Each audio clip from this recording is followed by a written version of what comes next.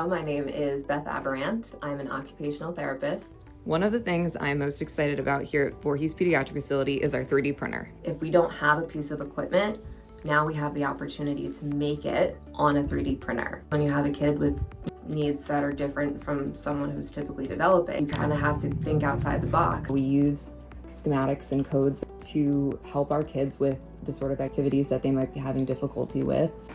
These scissors are very difficult for friends with spasticity and high tone to control. We found this model online that allows our friends to use adapted scissors literally just by pushing them down to cut a piece of paper.